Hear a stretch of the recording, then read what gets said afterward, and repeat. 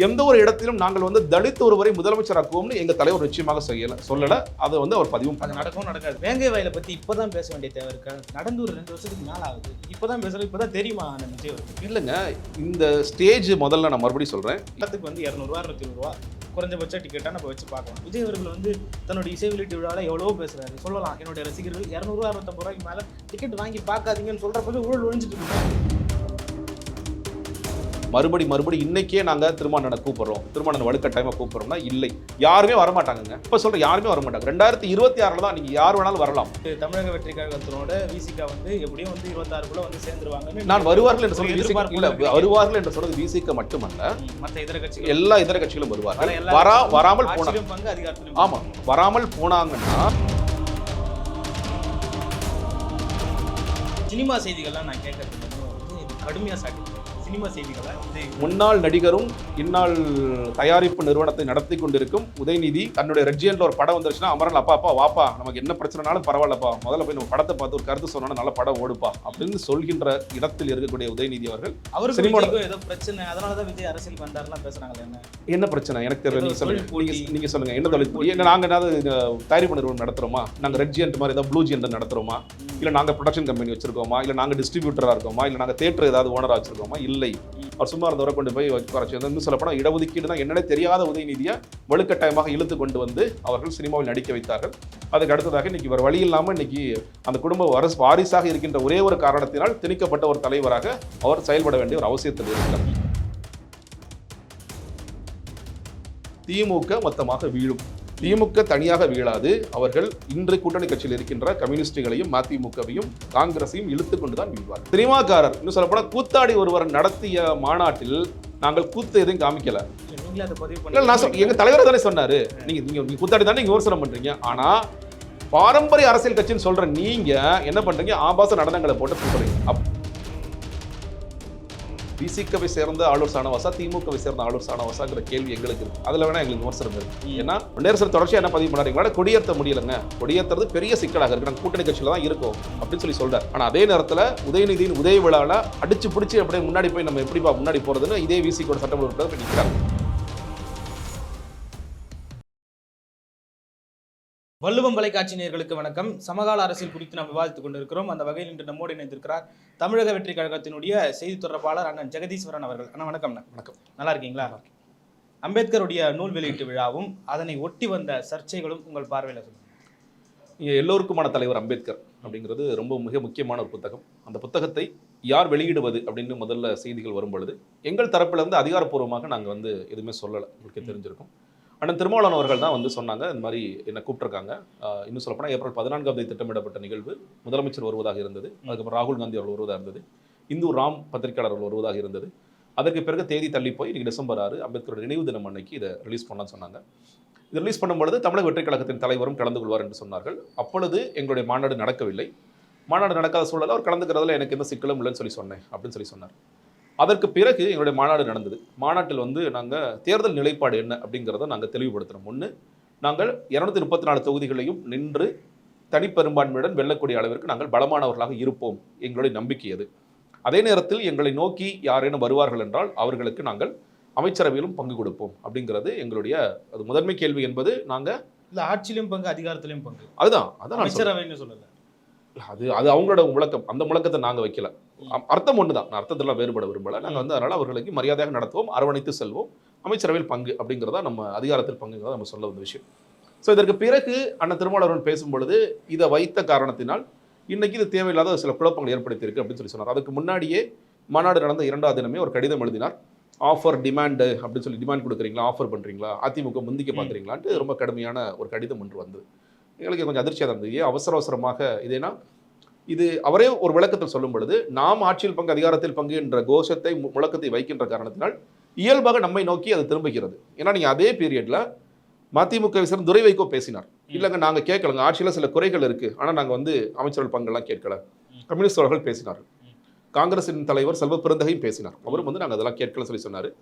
இவங்களுடைய முழக்கம் நீண்ட காலமாக இருக்கின்ற காரணத்தினால் இது வந்து நம்மள்ட்ட இயல்பாக வருதுன்னு சொல்லி சொன்னார். அதுதான் உண்மை கூட. அதனால தொடர்ச்சியாக அவர்கிட்ட கேள்வி கேட்டுட்டே இருக்கிறாங்க, நீங்கள் கூட்டணியில் இருக்கிறீங்களா, கூட்டணி விலகி போறீங்கன்னு சொல்லி சொல்றாரு. ஒரு சமயத்தில் அவர் என்ன சொல்றாரு, இரு தலைவர்கள் இந்த மேடையை பகிர்ந்து கொள்வதாலேயே வந்து கூட்டணி வரைக்கும் போயிடுங்கிற அளவிற்கு அரசியல் மோசமா இருக்குன்னு ஒரு கேள்வி எழுப்புறார். இந்த நிகழ்வு நடந்த அன்னைக்கு இல்ல அதற்கு முதல் நாள் எழுதின தாய்ச்சொல் அப்படிங்கிற இதுலயுமே அவர் கேட்கின்றாரு. திமுக வந்து ராஜ்நாத் சிங்கை கூட்டிட்டு வந்து நாணய விழா நடத்துறாங்க, அதனால அவங்க 2 பேர் கூட்டணி சொல்லிட முடியுமா அப்படின்னு சொல்லி கேட்கிறார். ஒரு சமயத்தில் பங்கு கொள்வதில் எனக்கு சிக்கல் இல்லை, யோசிக்கிறேன்னு சொல்லி சொல்றார்.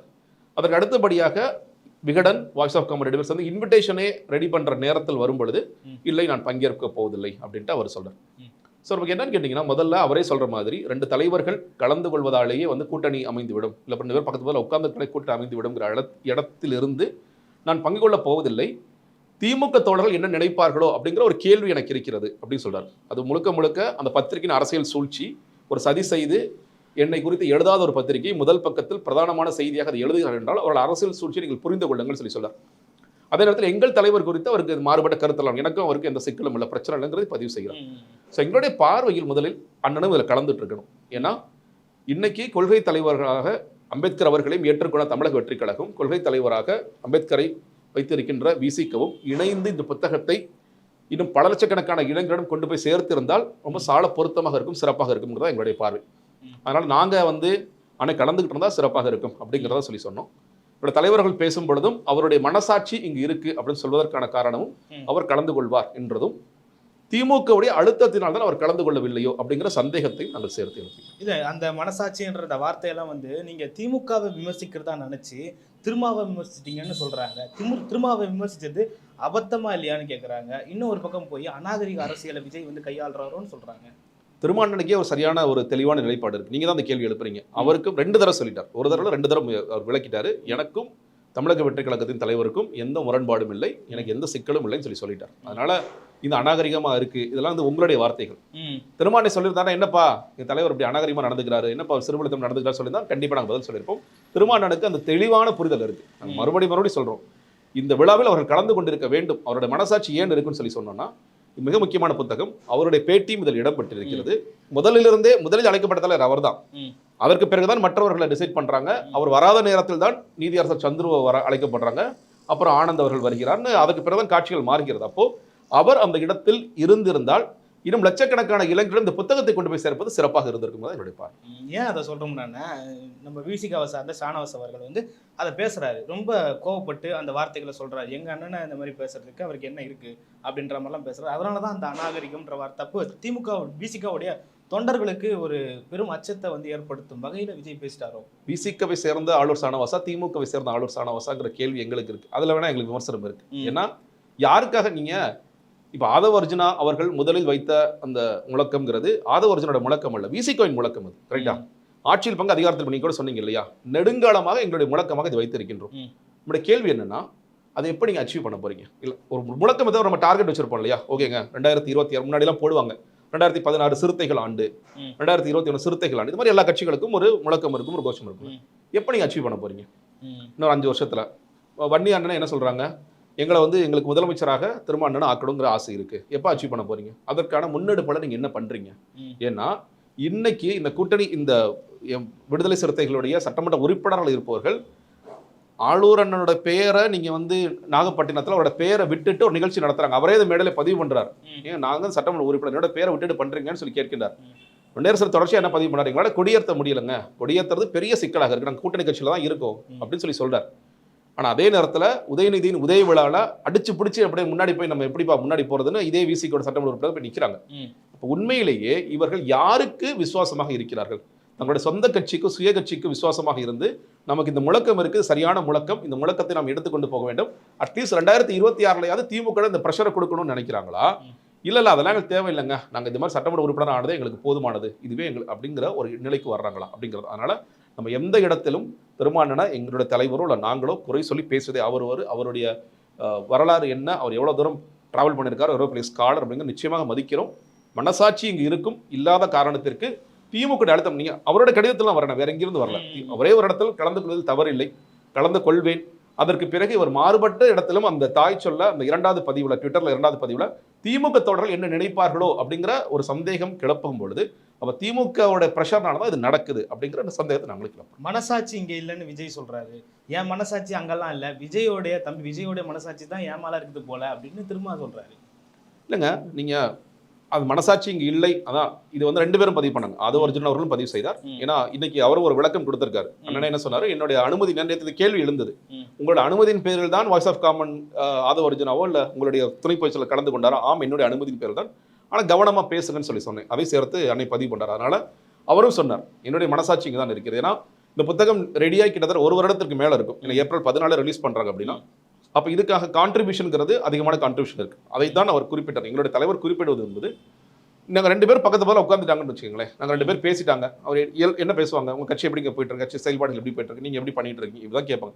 இது 2 பேரும் பேசுறதுனாலே உடனே கூட்டணி வந்துருச்சு, இல்ல அவ்வளவுதான் தொகுதி பங்கீடு வரைக்கும் போயிட்டாங்க அப்படின்னு நம்ம பேச முடியாது. அதனாலதான் சொன்னோம், இந்த நிகழ்வில் அவர்கள் கலந்து கொண்டிருக்க வேண்டும் அப்படிங்கிற எதிர்பார்ப்பு தான் சொன்னோம். முன்னோடு மனசாட்சி என்பது வேறு, கூட்டணி என்பது வேறு. இந்த இடத்துல நின்றுட்டு நாங்க அண்ணே நீ கூட்டணிக்கு வாங்கன்னு நாங்க கேட்கல. மறுபடியும் சொல்றேன், நாங்கள் முதல் மாநாட்டில் சொல்வதும் என்பது இவரை நாங்கள் மையப்படுத்தி நாங்கள் விசிகவை மட்டும் நாங்கள் வந்து குறிவைத்து அவரை வாங்க இழுக்கல. இது எல்லோருக்குமான எங்களுடைய நிலைப்பாடு. இது யார் வேண்டுமானாலும் வரலாம், எங்கள் கூட்டணியை ஏற்கின்ற யார் வேண்டாலும் வரலாம். அதற்கு பிறகு கொள்கை முரண் எங்களுக்கு இல்லை, நம் சேர்ந்து பயணிக்கலாம் அப்படிங்கிறது நம்ம 2 பேருக்கும் மியூச்சுவலா தோணுச்சுன்னா நம்ம பயணிக்கலாம் அப்படிங்கிறதா. அதே நேரத்தில் எந்த ஒரு கட்சியையும் வலுக்கட்டாயமாக கையை பிடிச்சி நீங்க வந்தே ஆகணும் அப்படிங்கிற இடத்திற்கும் நாங்கள் நகரவில்லை. ஏன்னா நாங்க ரொம்ப தெளிவா சொல்லிட்டோம். ஏன்னு பாத்தீங்கன்னா நீங்க விமர்சனம் வைக்கிறீங்க திமுக மேல. திமுகவுடைய ஸ்டாலின் பேரையோ இல்ல உதயநிதி பேரையோ மோடி அவர்கள் பேரையோ யாருமே மென்ஷன் பண்ணல, அண்ணன் விஜய் அவர்களும் மென்ஷன் பண்ணல. ஆனா திருமாவளவன் திருமாவளவன் அப்படின்னு நீங்க மென்ஷன் பண்றது வந்து அவர் என்ன சொல்றாருன்னு பாத்தீங்கன்னா, எங்களை நம்பிதான் நீங்க கட்சி ஆரம்பிச்சிங்களா என்ன, நான் வந்து வந்தா என்ன வரலன்னா என்ன அப்படின்ற வார்த்தையெல்லாம் அவர் பதிவு பண்றாரு. அப்போ அதெல்லாம் பாக்குறப்போ வலுக்கட்டாயமா விஜய் வந்து நம்ம திருமாவை பார்த்து தான் கட்சி ஆரம்பிச்ச அது மாதிரி தானே தோணுது. கூட்டணிக்கு நீங்க முதல்ல வந்து இந்த நாங்கள் அரவணைத்து செல்வோம், அமைச்சர்கள் பங்குன்னு சொன்னதே வச்சு அதே நேரத்தில் தலைவர் சேர்த்து ஒன்று சொன்னார், 2026 அரசியல் சூழல் மாறலாம் இல்லையா அப்படிங்கிற வார்த்தையை தான் சேர்த்து சொன்னார். நீங்க வந்து ரொம்ப சாதாரண யார்கிட்ட கேட்டீங்கன்னாலும் ஓகேங்க, இன்னும் 1 வருஷம் ஆட்சி இருக்கு, அவங்களுக்கு வந்து ஒரு மாறுபட்ட நிலைப்பாடு, திமுக மேல ஒரு அதிருப்தி வருது, உடனடியாக இந்த கூட்டணியை உடைச்சிக்கிட்டு இன்னைக்கு வருவாங்கன்னு கேட்டீங்கன்னா யாருமே வரமாட்டாங்க. 1 வருஷம் ஆட்சி இருக்கு, அவங்க 4 எம்எல்ஏ இருக்காங்க, கம்யூனிஸ்ட் தோழர்கள் இருக்காங்க, மதிமுக இருக்காங்க, எல்லோருமே வந்து உடனடியாக உடைத்துக் கொண்டு வருவார்கள், வரமாட்டார்கள். நாங்கள் சொன்ன அரசியல் சூழல் மாறும் என்பதற்கு 2 விஷயம். 1, நாங்க முதன்மை சக்தியாக இருப்போம் அப்படிங்கிறது 1. இவங்க திமுக இன்று செய்கின்ற தவறுகளை இவர்களும் வலுவாக பேசக்கூடிய இடத்திற்கும் ஊடகங்கள் பேசக்கூடிய இடத்திற்கும் நகரும் பொழுதுதான் அது வரும். அதனால இன்னைக்கு இந்த நீங்க அரசியல் அணுகுண்டு ஒன்று போட்டீங்களே, அது வந்து புஸ்வானம் ஆயிடுச்சா? இல்லை, இந்த அரசியல் அணுகுண்டு என்பது வெடிக்க போகும் நேரம் என்பது 2026 தான். ஸோ அதனால மறுபடி இன்னைக்கே நாங்கள் திருமாவளவனை கூப்பிடுறோம், திருமாவளவன் வலுக்கட்டாயமாக கூப்பிடுறோம்னா இல்லை, யாருமே வரமாட்டாங்கங்க. இப்போ சொல்ற யாருமே வரமாட்டாங்க. 2026 தான் நீங்க யார் வேணாலும் வரலாம். இன்று 2024 டிசம்பர்ல உட்கார்ந்துட்டோம், 2025 முழுக்கவே கூட இது பேசுபொருளாக இருக்கும். தொடர்ச்சியாக நம்ம எல்லாம் பேசுவோம், வர மாதிரி இருக்கு, வராத மாதிரி இருக்கு, இப்படிலாம் சொல்லி பேசுவோம், கூட்டணி கணக்குகள் மாறுதான் இருக்கிறோம். ஆனால் அவர் வருகின்ற நேரம் என்பது 2026 ஜனவரி பிப்ரவரியில் தான் வருவாங்க. அப்பொழுதுதான் அவர்களுக்கு புரியும், நாம் இதே கூட்டணியில் தொடர்ந்தோம்னா மக்களால் வீழ்த்தப்படுவார்கள், எங்கள் தலைவர் சொன்ன மாதிரி அவங்க மைனஸ் ஆவாங்கிறது புரிந்து கொண்டு அவர்கள் வருவார்கள். அப்போ வந்து தமிழக வெற்றி கழகத்தினோட விசிகா வந்து எப்படியும் வந்து 26க்குள்ள வந்து சேர்ந்துருவாங்கன்னு நான் வருவார்கள் என்று சொல்றது இல்ல, வருவார்கள் என்று சொல்றது விசிகா மட்டுமல்ல, மற்ற இதர கட்சிகள், எல்லா இதர கட்சிகளும் வருவார்கள். வராமல் பங்கு அதிகாரத்திலும் ஆமா, வராமல் போனாங்கன்னா அவங்க மைனஸ் ஆவாங்க, அவ்வளவுதான். இது அவங்களோட விருப்பம் தான். மறுபடியும் சொல்றேன், அவங்களோட விருப்பம் தான். வந்தா உங்களுக்கு நீங்க ஆட்சி அமைக்கக்கூடிய இடத்தில் இருப்பீர்கள், வராமல் இருந்தால் நீங்கள் மைனஸ் ஆவீங்க. யார் விசிகாவுக்குமே அது விசிகா எல்லாத்தையும் திமுக கூட்டினீங்க, திமுக வீழ போகுதுன்னா தனியா வீழாது. பிரதானமான அந்த கூட்டணியில் நம்பிக்கையில நீங்க அவ்வளவு இதுவா பேசுறீங்க. இன்னைக்கு என்ன நடக்குதுன்னு பேசுங்க. இன்னைக்கு மழை வெள்ள பிரச்சனை பாக்குறோம். இன்னைக்கு வந்து விழுப்புரம், இன்னைக்கு வந்து மழை வெள்ளம் முடிந்து விழுப்புரத்துல 1 வாரம் ஆயிடுச்சு. இன்னைக்கு தான் சில பள்ளிக்கூடங்கள் திறந்திருக்காங்க. இன்னுமே திருக்கோவிலூர்ல, திருவண்ணைநல்லூர்ல பள்ளிக்கூடங்கள் திறக்கல, அவ்வளவு மோசமா இருந்துச்சு. செம்பரம்பாக்கம் குறித்து நம்மளா கடுமையா விமர்சிச்சிருப்போம், பேசியிருப்போம். சாத்தனூர் அணை குறித்து பேசவே இல்லை. மெயின் ஸ்ட்ரீம் மீடியாவே அதை பேச மறுக்கிறாங்க. ஆமா, தண்ணி திறந்து விடப்பட்டது, டேட்டாவை போடுறாங்க, இரவோட இரவாக 1,60,60,000 கன அடி தண்ணீர் திறந்து விடப்பட்டது, அதனாலதான் இவ்வளவு பேர் சிக்கல் ஏற்பட்டது. எவ்வளவு தூரம் விவாதிச்சோம், எவ்வளவு உடைமைகள் போச்சு, எவ்வளவு இழப்பு ஏற்பட்டது, அது குறித்து நம்ம பேசுறோமா? பேசுறதே கிடையாது. மறுபடியும் ஸ்டாலின் களத்துக்கு போயிட்டாரு, உதயநிதி களத்துக்கு போயிட்டாரு. யார் தண்ணி திறந்து விட்டாங்கிறது ஒண்ணு. முன்னெச்சரிக்கை நடவடிக்கை, நான் மறுபடியும் சொல்றேன், முன்னெச்சரிக்கை நடவடிக்கை என்பது வேறு, ஒரு நிகழ்வு நடந்த பின்னர் களத்துக்கு போறதுங்கிறது வேறு. அந்த முன்னெச்சரிக்கை நடவடிக்கை நீங்கள் எவ்வளவு தூரம் செய்தீர்கள்? நீங்க இன்னைக்கு டிசாஸ்டரோட நம்ம வாழ்ந்தாங்க ஆகணும், பேரிடரோட வாழ்ந்துதான் ஆகணும். அந்த பேரிடருக்கு நாம் தயார் நிலையில் இருக்கோமா? நீங்க டிஎம் ஆக்ட் வரது, டிசாஸ்டர் மேனேஜ்மெண்ட் ஆக்ட் வர்றதுக்கான காரணம் சுனாமி. 2004 சுனாமி வருது, 2005 தான் டிஎம் ஆக்டே வருது. இவ்வளவு வருஷம் ஆயிடுச்சு. அந்த டிசாஸ்டர் மேனேஜ்மெண்ட் ஆக்ட்ல இருக்கிற விஷயங்களை படித்து ஒரு 3 மாதத்திற்கு ஒரு முறை முதலமைச்சர் தலைமையில் ஒரு குழு வந்து சந்திச்சு டிசாஸ்டர் பத்தி பேசணும்னு சொல்லுது. அது என்னைக்காவது பண்ணிருக்கோமா? நான் இவரை மட்டும் சொல்ல, முதலமைச்சர் ஸ்டாலின் மட்டும் சொல்ல, இதற்கு முன்னாடி இருந்த முதலமைச்சர் சேர்த்து கேட்கிறேன், எத்தனை பேர் பேசுகிறார்கள்? அப்போ நீங்கள் செய்வது தயவு செய்து புரிந்து கொள்ளுங்கள், முன்னெச்சரிக்கை நடவடிக்கை அல்ல. அந்த ஊர்ல டிசாஸ்டர் நடக்கும், நான் வந்து 2-3 போட் வச்சிருக்கேன், மரம் இருக்கிற மிஷின் ஒரு 10 மிஷின் வச்சிருக்கேன், டிசாஸ்டர் மேனேஜ்மெண்ட் டீம் ஒவ்வொரு மாவட்ட தூரம் இருக்கு, மக்களை காப்பாற்றுறதுக்கு இதெல்லாம் நாங்கள் வச்சிருக்கோம், ஏற்கனவே தயார் நிலையில் இருக்கு அப்படின்னு சொன்னீங்கன்னா அது முன்னெச்சரிக்கை நடவடிக்கை. நீங்க இதெல்லாம் மக்கள் பார்த்து கொண்டு இருக்கிறார்கள். தினம் தினம் எவ்வளவோ கொலைகள், அதிருப்தியால அதிருப்திங்கிற வார்த்தையில கடந்து போகாதீங்க. தினம் தினம் அவ்வளவு கொலைகள் நடக்குது, தினம் தினம் கொலைகள் நடக்குது. சட்டம் ஒழுங்கை பார்த்துட்டு இருக்கிற முதலமைச்சர் சொல்றாரு, காவல்துறை என்பது குற்றத்தை தடுக்கும் துறையாக மட்டும் இருந்தால் பத்தாது, குற்றமே நடக்காத துறையாக இருக்குன்னு சொல்றாரு. அவர் பேசுறதற்கும் இன்று களத்தில் நடப்பதற்கும் கம்ப்ளீட், வழக்கறிஞர் கொல்லப்படுகிறார், ஆசிரியர் கொல்லப்படுகிறார், சாமானியர்கள் கொல்லப்படுகிறார்கள் அளவுக்கு பார்க்கணும். தேர்தல் அறிக்கைன்னு ஒன்று கொடுத்தீங்க, கேஸ் மானியம் 100 ரூபா கொடுப்போம், டீசல் விலை குறைப்போம், பெட்ரோல் விலை குறைப்போம், பழைய ஓய்வூதிய திட்டத்தை மறுபடியும் கொண்டு வருவோம். 2 இடத்துல சொல்றாங்க, போக்குவரத்து ஊழியர்கள் கீழே சொல்றாங்க, தனியான ஒரு இடத்துல சொல்றாங்க. லோகாயுக்தா சட்டத்தை கொண்டு வருவோம், செவிப்புறம் உரிமை சட்டத்தை கொண்டு வருவோம், பொருளாதாரத்தில் பின்தங்கி இருக்கின்ற பொதுத்துறை நிறுவனங்களுக்கு, நாங்கள் நஷ்டத்தில் இயங்கிக் கொண்ட பொதுத்துறை நிறுவனங்களுக்கு ஒரு குழு அமைத்து அதை தூக்கி பிடித்து நாங்கள் என்ன பண்ணுவோம், அதை லாபத்தில் கொண்டு வருவோம். அதற்கு பிறகு ஒரு வருடத்திற்கு 10 லட்சம் வேலைவாய்ப்புகளை உருவாக்குவோம். 5 வருடத்தில் முடியும் போது 50 லட்சம் வேலைவாய்ப்பாக இருக்கும். +2 வரைக்கும் படிச்சிருக்கிற பசங்களுக்கு தனியார் நீர்நிலைகளை பாதுகாப்பதற்கு அவர்களுக்கு தனிப்பட்ட வேலைவாய்ப்புகளை உருவாக்குவோம். இது எல்லாமே அவர்கள் சொல்கின்ற பிரதானமான வாக்குறுதிகள். நான் வந்து ஏதோ உள்ள ரொம்ப டீட்டெயிலாக உள்ள போல. ஆசிரியர்கள், அரசு ஆசிரியர்களுக்கு நீங்கள் 10 வருடங்களுக்கு மேலே தற்காலிக ஆசிரியர்களுக்கு பணி நியமனம் கொடுப்போம், மருத்துவர்கள் செவிலியர்களுடைய இதை உயர்த்துவோம், இப்படி எல்லாமே சொல்லுவோம். இதெல்லாம் எவ்வளவு சொல்லியிருக்காங்க, அதுல கொஞ்சம் செஞ்சிருக்காங்க, கொஞ்சம் செய்யாம விட்டுருக்காங்க. கொஞ்சம் தான் நீங்க என்ன சொல்ல போறீங்க? கொஞ்சம் தான் செஞ்சிருக்காங்க. நாங்க சொல்லுவோம், நிச்சயம் தேர்தல் அறிக்கை கொடுக்காம எப்படி தேர்தல் சந்திப்போம். முதல்ல நீங்க கேட்டீங்கல்ல, எப்படி இது மாறும், திமுக என்ன தவறு செய்யறாங்கன்னு கேட்டீங்க இல்லையா, அதை நான் அடுக்கிறேன். இன்னைக்கு திமுக இந்த தவறுகளினால் திமுக மொத்தமாக வீழும். திமுக தனியாக வீழாது. அவர்கள் இன்று கூட்டணி கட்சியில் இருக்கின்ற கம்யூனிஸ்டுகளையும் மதிமுகவையும் காங்கிரஸையும் இழுத்து கொண்டுதான் வீழ்வார்கள். அதான் நான் சொல்றேன். நீங்க வந்து ஒரு மாநாடு நடத்தி முடிச்சுட்டு நாங்க 26 ஆட்சியை பிடிக்க போறோம், எங்களோட வாங்க, நாங்க உங்களுக்கு பங்கு தரோம்னு சொல்லிட்டு பேசுறது வந்து ஏதோ ஒரு மேஜிக்கல் வேர்ட்ஸா தானே தெரியுது. இல்லைங்க, 1 வருடம் 1.5 வருடம் இருக்கு தேர்தலுக்கு. மாநாடு என்பது முதல் மாநாடு, மக்கள் சந்திப்பது முதல் சந்திப்பு. இதற்கு பிறகு நடைபயணம் இருக்கு, சுற்றுப்பயணம் இருக்கு, எல்லாமே இருக்கு.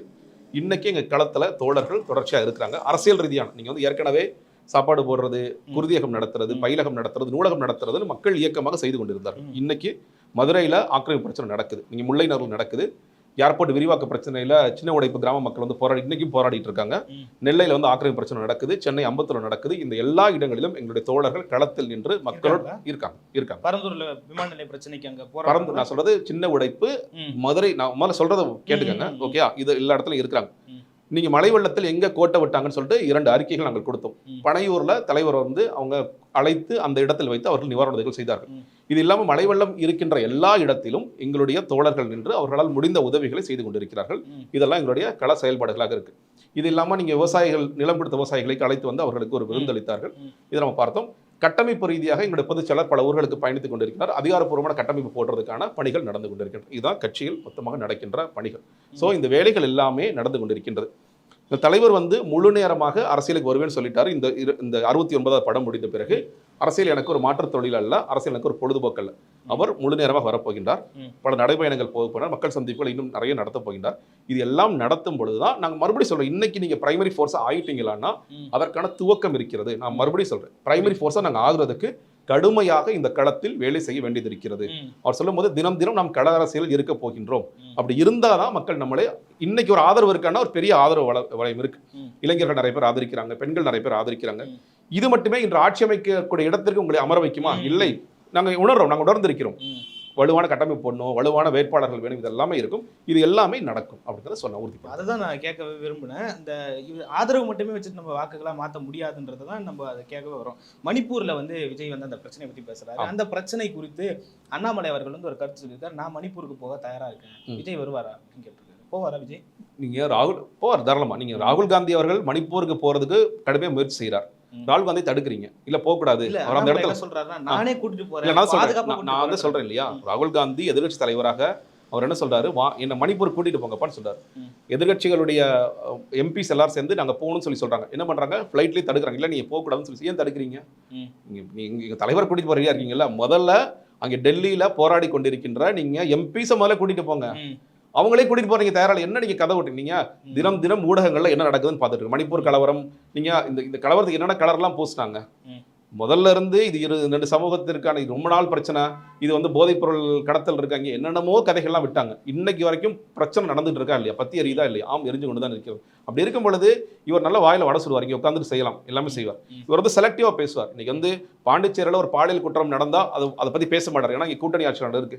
தமிழகத்தில் ஒரு நடந்துச்சுன்னா அது பூதாகரமாக மாற்றுவார். அதனால அண்ணாமலை அவர்கள் இதெல்லாம் பேசுவதற்கு முதல் தகுதியற்ற நபராக தான் நான் பார்க்கின்றோம். அண்ணாமலைக்கு தகுதி இல்லைன்னு சொல்லுவாங்க. நிச்சயமா தகுதி இல்லை. நீங்க மணிப்பூர் குறித்து ஏங்க, மணிப்பூர் வந்து நல்ல சுபிட்சமா இருக்குன்னு சொல்லக்கூடிய இடத்துல ஒரு எப்படி இருப்பார் மணிப்பூர்? அப்ப என்னன்னா, நான் முதல்ல சொல்றேன், தயவுசெய்து நீங்க மணிப்பூருக்கு போங்க. நீங்க மணிப்பூருக்கு போய் உங்களால் மேல போக முடியுதான்னு பாருங்க.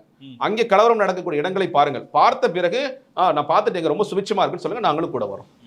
சினிமா செய்திகள்லாம் நான் கேட்கறது இல்லைன்னு உதயநிதி கடுமையா சாட்டியிருக்காரு. சினிமா செய்திகளை முன்னாள் நடிகரும் இந்நாள் தயாரிப்பு நிறுவனத்தை நடத்தி கொண்டிருக்கும் உதயநிதி தன்னுடைய ரெட்ஜியன்ல ஒரு படம் வந்துருச்சுன்னா, அமரன் அப்பா வாப்பா, நமக்கு என்ன பிரச்சனைனாலும் பரவாயில்லப்பா, முதல்ல போய் நம்ம படத்தை பார்த்து ஒரு கருத்து சொன்னா நல்ல படம் ஓடுப்பா அப்படின்னு சொல்கின்ற இடத்தில் இருக்கக்கூடிய உதயநிதி அவர்கள் சினிமா செய்திகள் பார்ப்பதில்லை என்பது நகைப்புக்குரிய விஷயம் தான். அவருக்கு சினிமாவுக்கும் ஏதோ பிரச்சனை, அதனாலதான் விஜய் அரசியலுக்கு வந்தாருலாம் பேசுறாங்களே.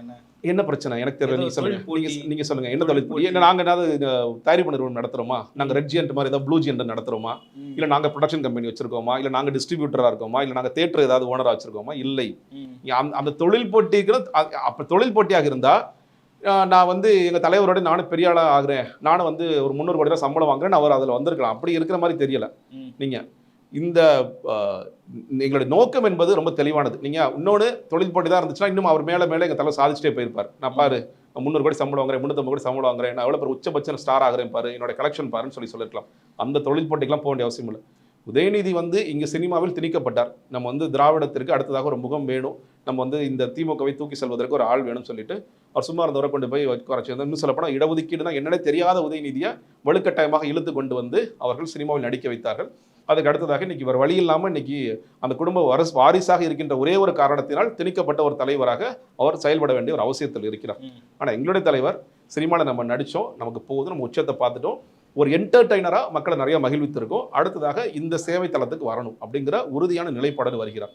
அதனால இது போட்டி இருக்கு, இந்த போட்டிக்காக தான் நாங்கள் வருகிறோம் என்று சொல்வதே ஒரு சிறுபிள்ளைத்தனமாக தான் பார்க்கிறேன். ஆட்சியிலும் பங்கு அதிகாரத்திலும் பங்குன்னு சொல்லி விடுதலை சிறுத்தையை கூப்பிடுறதுக்கான ஒரு வேலையை வந்து பட்டியலின மக்களை ஒரு பகடக்காயா பயன்படுத்திக்கிறார் விஜய்ன்னு சொல்லிட்டு பேசுபொருளாக மாறி இருக்கு. அதுதான் அண்ணன் திருமாவளவனும் எங்களை வந்து ஒரு பகடக்காயா பயன்படுத்தி காய் நகர்த்த விரும்புறாங்க சிலர் அப்படின்னு சொல்லிட்டு மென்ஷன் பண்ணி பேசுறாரு. இல்லைங்க, சிலர்னு சொல்லும் பொழுது மறுபடியும் அவர் சொல்றாரு எங்களுடைய தலைவருக்கும் அவருக்கும் எந்த விதமான பிரச்சனையும் இல்லைன்னு சொல்லி சொல்றாரு. 2 இடத்துல பதிவு பண்ணா சொன்னீங்க வந்து எங்களுடைய தலைவர் செய்கிறார் என்று டைரக்டா சொல்லிட்டாருன்னா நாங்க அந்த கேள்விக்கு பதில் சொல்லுவோம். அந்த சிலருங்கிறத அவர் யாரை சொல்றாரு? அவங்க ஆதவர்ஜன் அவர் கூட சொல்லலாம், இல்ல வேற யாரு கூட சொல்லலாம். அதற்கு எப்படி நாங்க இன்னொன்னுங்க, அதாவது நாங்கள் பட்டியலின மக்களுக்கு குறி வைக்கின்றோம், இல்லை இந்த சமூக மக்களுக்கு குறி இல்லைங்க. இவர் இன்னைக்கு வரைக்கும் எங்களுடைய தலைவர் ஒரு கேஸ்ட் நியூட்ரல் லீடராக தான் பார்க்கப்படுகிறார்.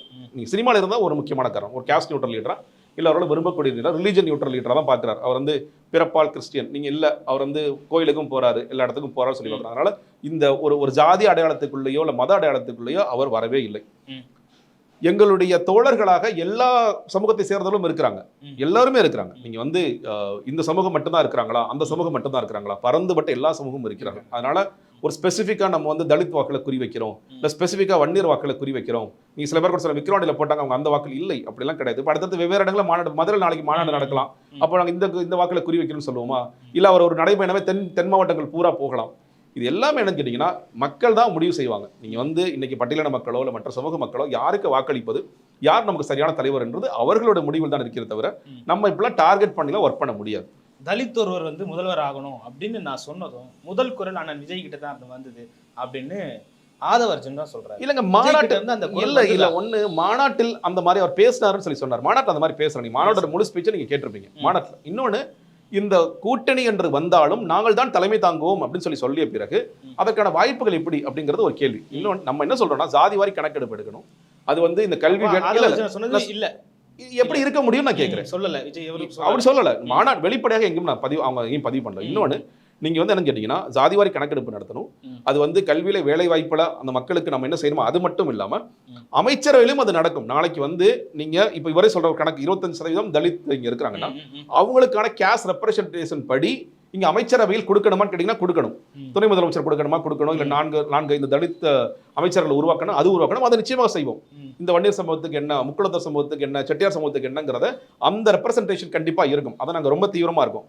ஆனா எந்த ஒரு இடத்திலும் நாங்கள் வந்து தலித் ஒருவரை முதலமைச்சராக்குவோம்னு எங்க தலைவர் நிச்சயமாக சொல்லல. அதை வந்து அவர் பதிவும் அது நடக்கவும் நடக்காது. நடக்கவும் நீங்க இது வேற மாதிரி திரிக்க முயற்சி பண்றீங்க. ம். ரொம்ப தெளிவா சொல்றோம். ம். இன்னைக்கு எங்களுடைய முதலமைச்சர் வேட்பாளர் அண்ணன் விஜய் தான், தளபதி தான். அதுல எங்களுக்கு எந்த மாற்று கருத்தும் இல்லை. நீங்க இல்ல நீங்க வேற ஒருத்தரை நீங்க ஆக்குவீங்களா அப்படின்னு கேட்டீங்கன்னா இல்லை, ஆக்க மாட்டோம். நாங்க எங்களுடைய தமிழக வெற்றி கழகத்தின் தலைவர் ஆட்சி அதிகாரத்துக்கு வர வேண்டும் என்பதற்காகத்தான் நாங்கள் உழைக்கின்றோம். அப்படி இருக்கும் பொழுது அவர் தலித் சமூகத்தை சேர்ந்தவர் அல்லங்கிறது உங்களுக்கு தெரியும். அப்படி இருக்கும் பொழுது நீங்க இதை நீங்க உருவாக்குறீங்களான்னு திரிக்கிற கேள்வி என்பது இங்க தேவையற்ற ஒன்றாக பார்க்கின்றோம். வேங்கை வயலுக்கு விஜய் அவர்கள் போகணும், நீங்க ஃபீல்டுக்கு வரணும்னு சொல்றாரு. இது அண்ணன் விஜய் அவர்கள் வந்து ஃபீல்டுக்கு போலான்றத சொல்றாரா, இல்ல வேங்கை வயல் வரணும்னு சொல்றாரா? உண்மையிலேயே வேங்கை வயலுக்கு விஜய் போவாரா? போகணும், கண்டிப்பா போவார். நீங்க அதான் சொல்றேன் இல்லையா, நாங்க எல்லா இடங்களுக்கும் போகும் பொழுது அந்த கள அரசியல் என்பது நிச்சயமாக தேவை. ஏன் நான் சொல்றேன், சுற்றுப்பயணம் நடைபயணம் ஏன் சொல்றேன்னா, வீட்டில் இருந்தே கூட அரசியல் பண்ணலாம், அறிக்கைகள் கொடுத்துட்டு அரசியல் பண்ணலாம், இல்ல வந்து நான் பிரஸ் மீட் பாக்குறது அது பண்ணலாம். ஒரு களத்திற்கு போகும்போது உண்மை என்னன்னு தெரியும். மக்கள் அவங்களை ஏன் வந்து வாங்கன்னு சொல்றாங்க, எல்லா இடத்துக்கும் அவங்க விரும்புறாங்கன்னு கேட்டீங்கன்னா, அந்த இடத்துல போனாதான் மக்கள் படும் துன்பங்கள் என்ன, மக்களுக்கு உண்மையில சிக்கல்கள் என்ன இருக்கு, நம்ம என்ன சரி பண்ணி கேட்டீங்களா. தேர்தல் அறிக்கை எதுல இருந்து வரணும்னு நான் எதிர்பார்க்கிறேன்னா, இத்தனை ஊர்களுக்கு நான் போனேன், இவ்வளவு பிரச்சனைகள் இருக்கு, இந்த செக்டரை பார்த்தேன், ஆசிரியர்களை பார்த்தேன், வணிகர்களை பார்த்தேன், மீனவர்களை பார்த்தேன். இப்போ இயல்பாகவே அவர்களுக்கு மீனவர்களுக்கான ஒரு வாக்கு அவருக்கு இருக்குன்னு ஒரு சொல்றாங்க இல்லையா.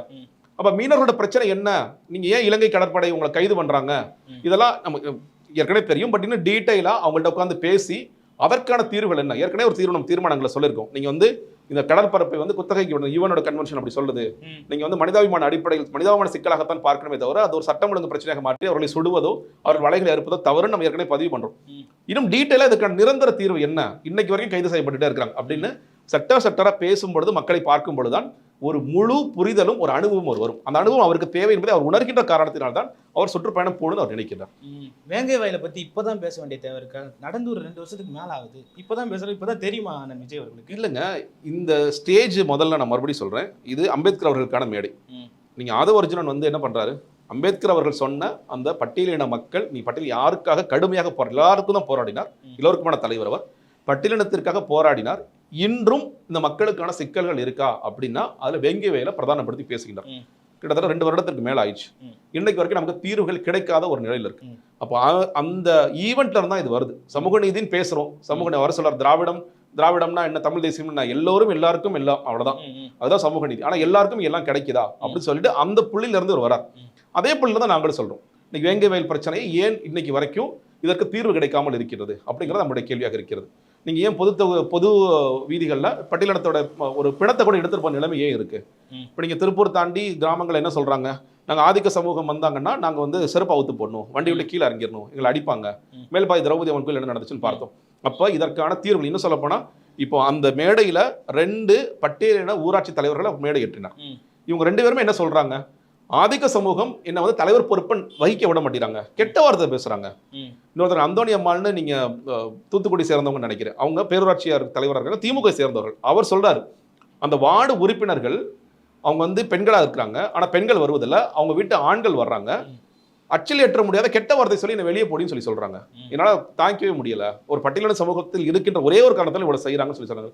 இந்த பிரச்சனைகள் எல்லாம் இருக்கானா? ஆமா இருக்கு, இதெல்லாம் நம்ம அட்ரஸ் பண்ணி தான் ஆகணும். நீங்க சமூக நீதி வந்து காக்கின்ற மண்ணா, காக்கின்ற மண் தான். ஆனா இது நம்ம பேசிட்டே இருந்தா பத்தாது, இதை முழுக்க செயல்பாட்டுக்கு கொண்டு வந்து பட்டியல மக்களுக்கான உண்மையான ஒரு விடுதலை எப்போ நம்ம வாங்கி தர போகின்றோம் அப்படிங்கிற கேள்வி இருக்குல்ல. எல்லாரும் சேர்ந்து வேலை செய்யணும். இன்னொன்று சேர்த்து நான் பதிவு பண்றேன், இது எல்லாமே வந்து சட்டம் ஒழுங்கு பிரச்சனையை பார்க்கவும் முடியாது. நம்ம ஜாதிய ரீதிய பிரச்சனையை பேசி தான் சரி பண்ண வேண்டிய அவசியம் இருக்கு. நீ மேல்பாய் திரௌபதி அம்மன் கோயில்ல அப்ப நீ போலீஸை நிப்பாட்டுப்பா, எத்தனை நாள் போலீஸ் நிற்க முடியும்? 100 போலீஸ் நிப்பாட்ட முடியுமா? நிப்பாட்டுற வரைக்கும் அவங்க ஒழுங்கா இருப்பாங்க, அடுத்த நாள் வந்து மறுபடியும் பிரச்சனை ஆரம்பிப்பாங்க. இப்போ மக்களிடம் தொடர்ச்சியாக விழிப்புணர்வு பணிகள் செய்ய வேண்டும். இவங்க சமூக நீதியில் ஒரு குழு வச்சிருந்தாங்க, அந்த குழு போய் நிறைய வேலை செய்ய வேண்டிய அவசியம் இருக்கு. மாவட்ட ஆட்சியர் தலைமையில பீஸ் கமிட்டி மீட்டிங்ஸ் போடணும். இதெல்லாம் கொஞ்சம் கொஞ்சமாக செய்து மாற்ற வேண்டும். ஆனா அதற்கான முன்னெடுப்புகள் வேண்டும். இன்னைக்கு என்னன்னு கேட்டீங்கன்னா, அந்த முன்னெடுப்புகளே இல்லாமல் இருக்குன்னு தான் சிக்கலா பார்க்கிறேன். கட்சியினுடைய கொள்கையை பற்றின விமர்சனங்கள் நிறைய போகுது. இன்னைக்கு வரைக்குமே கட்சியினுடைய கொள்கை என்னன்னு பாமர மக்களுக்கு தெரிய வரல. கட்சியினுடைய கொள்கையினுடைய அந்த ஒரு வார்த்தை, அதாவது திராவிடம்னோ அல்லது தமிழ் தேசியமோ நீங்க ஒரு வார்த்தை வச்சிருப்பீங்க, அந்த ஒரு வார்த்தையும் அதை பத்தின ஒரு விளக்கமும் மட்டும் கொடுத்துருங்க. இல்லைங்க, எங்களோட கட்சியோட கொள்கை மதச்சார்பற்ற சமூக நீதி கொள்கை. தலைவர் என்ன சொன்னார்னா, திராவிடத்தையும் தமிழ் தேசியத்தையும் இரு கண்களாக பார்க்கின்ற மக்கள் இருக்கிறார்கள், அதை நாங்கள் மதிக்கிறோம். நீங்க வந்து சமூக நீதி தான் எங்களோட பிரதானமான கொள்கை.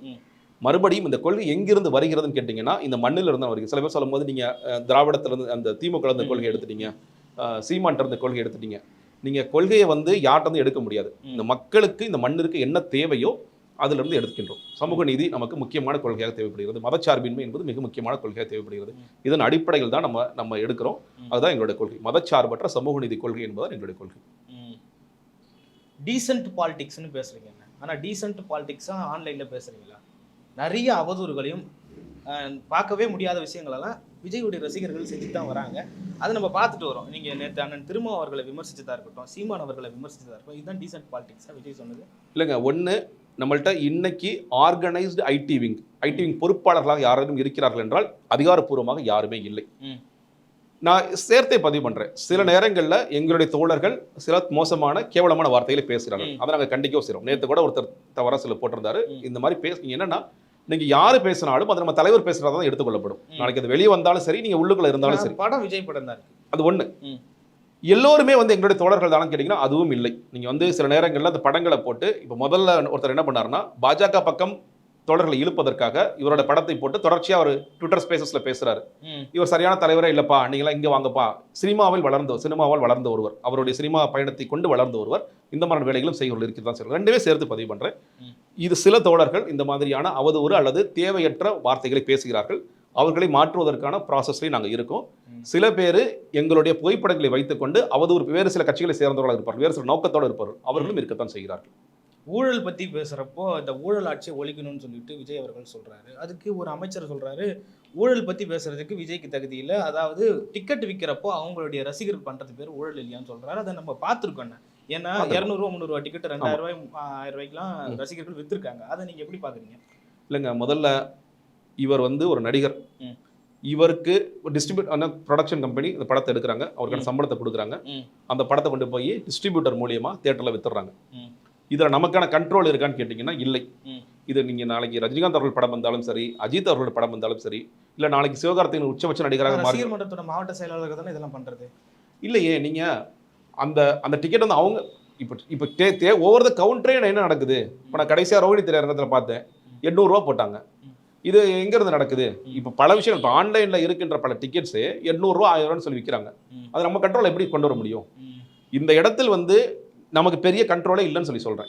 இல்ல கண்ட்ரோல் இருந்தா ஓகே. படத்துக்கு 200 ரூபா 220 ரூபா குறைஞ்சபட்ச டிக்கெட்டா நம்ம வச்சு பார்க்கலாம். விஜய் அவர்கள் தன்னுடைய இசை வெளியீட்டு விழாவில் எவ்வளவோ பேசுறாரு. சொல்லலாம், என்னுடைய ரசிகர்கள் 200 ரூபா 250 ரூபாய்க்கு மேல டிக்கெட் வாங்கி பார்க்காதீங்கன்னு சொல்றப்பவே ஊழல் ஒழிஞ்சிட்டு இருக்குமே. அது எப்படி சொல்ல முடியும்? யாருக்குமே நம்ம எப்படி சொல்ல முடியும்? அவங்க விருப்பப்பட்டு அவங்க வாங்குறாங்க, காசு இருக்குன்னு நினைச்சிட்டு வாங்குறாங்க. இல்ல பொருளாதார பிந்தைக்கு நான் பார்த்தே ஆகணும். அது எப்படி ஊழல் ஆகும்? இப்ப இதுல போறோம், அந்த கோயில்ல ஒரு 1000 ரூபாய் கொடுத்தா நமக்கு முன்னுரிமை கொடுக்கப்படும். சரி, கொடுக்குற இடத்துல தானே ஊழல் பிறக்குது. நீங்க எப்படி, எனக்கு கம்பேரிசனே உங்களுக்கு ரொம்ப குழப்பமா இருக்கு எனக்கு. நீங்க அவர் நேரடியாக ஏதாவது ஊழல் பண்ணியிருந்தாருன்னா நீங்க ஊழல் சொல்லலாம். இதுல அவர் சம்பந்தமே இல்ல. அவரோட சொந்த தேட்டருங்க, சொந்த தேட்டர்ல கூட அவர் பாருங்க 1000 ரூபாய் டிக்கெட் விற்கிறாருன்னா வேற. அவர் தேட்டர் கண்ட்ரோல் அவர்கிட்ட கிடையாது. இது முழுக்க டிஸ்ட்ரிபியூட்டர்ஸ் என்ன பண்றாங்க, சீக்கிரமா அந்த பணத்தை எடுக்கணும். தேட்டரோட என்ன பண்றாங்க, சீக்கிரமா அந்த பணத்தை எடுக்கணும். அப்ப யாரெல்லாம் விருப்பப்படுறாங்களோ சீக்கிரம் டிக்கெட் கூட சொல்லுவீங்க. ஏன்னா இப்ப நீங்க கவர்மெண்டே என்ன கேட்கறாங்க, முதல் ஒரு வாரத்துக்கு எங்களுக்கு ஹை பிரைஸ்ல டிக்கெட் கொடுங்கன்னு சொல்லி கேட்கறாங்க தேட்டர் ஓனர்ஸ். நீங்க இன்னொரு பக்கம் நீங்க இந்த ஃபுட் அண்ட் பெவரேஜஸ் என்னவா இருக்கு, நீங்க டிக்கெட் 200 ரூபாய்க்கு எடுத்துறீங்க. நீங்க குடும்பத்தோட போனீங்கன்னா ஃபுட் அண்ட் பெவரேஜில் 1000, 2 பாப்கார்ன் இன்னைக்கு என்ன ஆயிடுச்சு 1000 ரூபா. அது நான் நேற்று ஒரு படத்துக்கு போயிருந்தேன், 2 பாப்கார்ன் ஒரு பெப்சி சேர்த்து 1000 ரூபா. இதுக்கு நீங்க பேச வேண்டியதானே? டிக்கெட் பேசுறீங்களா, நீங்க தயவுசெய்து பேசுங்க, நான் ரொம்ப சந்தோஷப்படுறேன். நீங்க ஏன் பாப்கார்ன் ஒரு 50 ரூபா பாப்கார்ன் எதுக்குடா நீங்க 350 ரூபாய்க்கு விற்கிறீங்க, எதுக்கு 400 ரூபாய் விற்கிறீங்க கேள்வி கேளுங்க. நானும் உங்களோட சேர்ந்து பேசுறேன். அப்போ நீங்க இந்த கண்ட்ரோல்ங்கிறது நிச்சயமாக எந்த ஒரு நடிகர், நான் மறுபடியும் சொல்றேன், நாளைக்கு நீங்க ரஜினிகாந்த் இந்த கேள்வி கேட்கலாம், நீங்க அஜித் அவர்களோட கேள்வி கேட்கலாம், யாருடைய கண்ட்ரோலையும் இல்லை. பணத்தை போட்டிருக்கோம், அந்த முதலீடை எவ்வளவு சீக்கிரம் எடுக்க முடியுமோ நம்ம எடுக்கணும் அப்படிங்கிற ஒரு இடத்துல இருக்கிறாங்க. எல்லாருக்கும் இன்னைக்கு சக்சஸ் 4 நாள்ல 400 கோடியா 5 நாள்ல 400 கோடியா காமிக்க வேண்டிய ஒரு இடத்துக்கு ப்ரெஷர்ல இருக்காங்க. அதுக்காக அது நடக்கிறது, அவ்வளவுதான். விஜயனுடைய ரசிகர்களுக்கு இன்னும் அரசியல் பக்குவம் தேவைப்படுகிறதுன்னு சொல்லிட்டு பல அரசியல்வாதிகள் பேசிட்டு வராங்க. உண்மையிலே தேவைப்படுது தானே?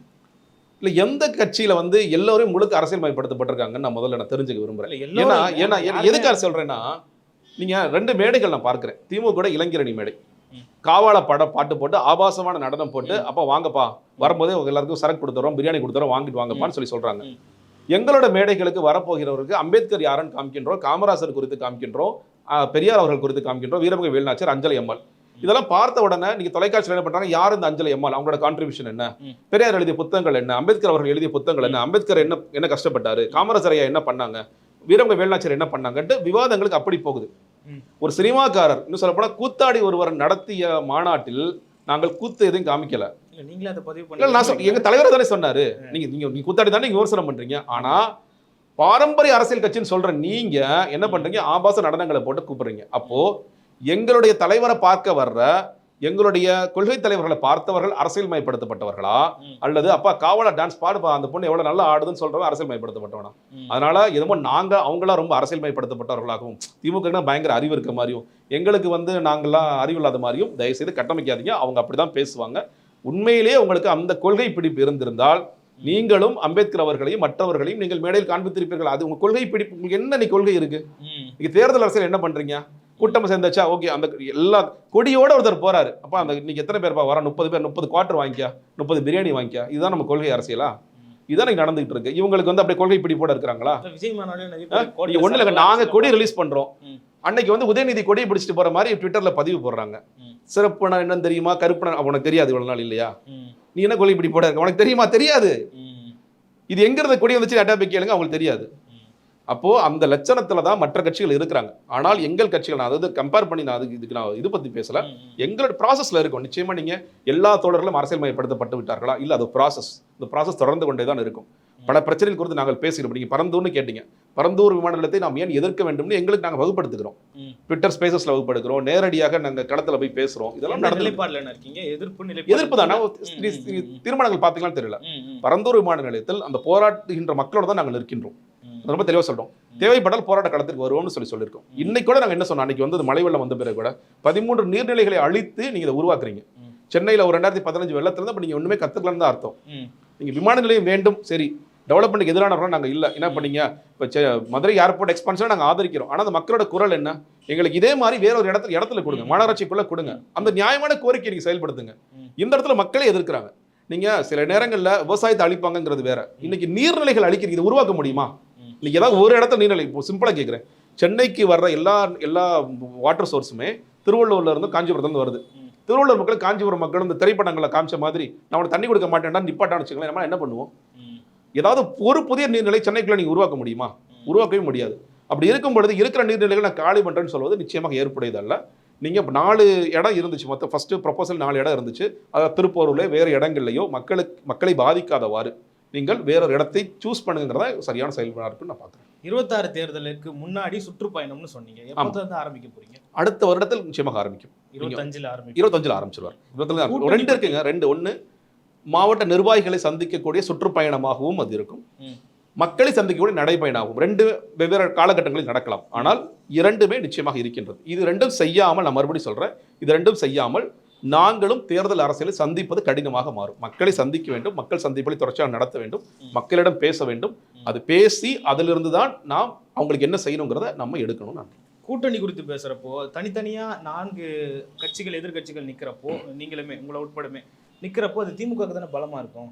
ஏங்க நீங்க எல்லாருமே என்னமோ திமுக வாக்கு வங்கி என்னமோ இவிஎம் மிஷின் போகும்போது நீங்க ஒண்ணுமே இல்லை. நீங்க எப்படி தெரியுமா சொல்றீங்க? இந்த தொகுதி விருகம்பாக்கம் வச்சுக்கலாமே. விருகம்பாக்கத்துல போகும்பொழுது அந்த வேட்பாளர் பேர் புகழேந்தியோடைய ஆரம்ப இதுவே 40ன்னு நீங்க சொல்றீங்க. 40 ஓட்டுல தாங்க ஆரம்பிக்கிறாரு. நாங்கெல்லாம் தமிழக வெற்றி கழகம், அதிமுக, மற்ற கட்சியெல்லாம் 0ல ஆரம்பிக்கிறாங்கன்னு அப்படின்னு சொல்லி இல்லையே. இவிஎம் மிஷின் அந்த மாதிரி இருக்கா? இவிஎம் மிஷின் எல்லாமே 0 தானே. முதல் வாக்கு ஒருத்தர் குத்துற வரைக்கும் எல்லாமே 0 தானே. அதுல தானே ஒன்னாகுது. நீ ஃபிக்ஸட் ஓட் பேங்க்னு ஒன்று இருந்துச்சுன்னு வச்சுக்கோங்களேன். நீங்க என்டிஏ என்ன பண்ணிருப்பாங்க? ஆப்கி பார் 400 சர்க்கார் ஏதோ சொன்னாங்க இல்லையா? 400 சீட் ஜெயிப்போம்னாங்கல்ல. ஏன் ஜெயிக்கல? ஏன் பிரதமர் மோடி முதல் 3 சுற்றுல அவர் பின்னடைவை சந்திக்கிறாரு? இதுதான் நம்ம பாக்குறோம். ஆர்கே நகர் இடைத்தேர்தலில் முதலமைச்சர் ஸ்டாலின் என்ன சொன்னார் தெரியுமா? அன்னைக்கு நம்ம கட்சிக்காரன் நம்ம பூத் ஏஜென்ட் ஓட்டு போட்டதால நம்ம டெபாசிட் வாங்கியிருப்போம் ஏன்னு சொல்லி சொன்னார். டெபாசிட்டே வாங்கல. 2011 இதை விட பலமான கூட்டணி பாமகவும் இருந்தாங்க, விசிகவும் இருந்தாங்க. அது பொருந்தாத கூட்டணியை போச்சுங்கிறது வேற. ஆனா கணக்குகள் அரித்மெட்டிக் நீங்க போடுங்க. அரித்மெட்டிக்ல வட மாவட்டங்களோட ஓட்டு அப்படியே அழகா வந்திருக்கணும். ஆனா அன்னைக்கு விஜயகாந்த் அவர்கள் கேப்டன் தான் எதிர்க்கட்சி தலைவராக மாறினார். அப்படி இருக்கும் பொழுது இது ஃபிக்ஸட் ஓட் பேங்க். இந்த 35% நீங்க எல்லாரும் ஒரு 55% 60% அடிச்சுக்கிறீங்க. இல்லை, நான் தான் மறுபடியும் சொல்றேன், இவர்கள் வீழும்போது தனியாக வீழ மாட்டார்கள், ஒட்டுமொத்தமாக வீழ்வார்கள். அதுதான் நடக்கும். தொடர்ந்து பேசுவோம். சமகால அரசியல் கருத்துக்களை பகிர்ந்து கொண்டதற்கு நன்றி. மற்றும் ஒரு காணொலி சந்திப்போம். நன்றி.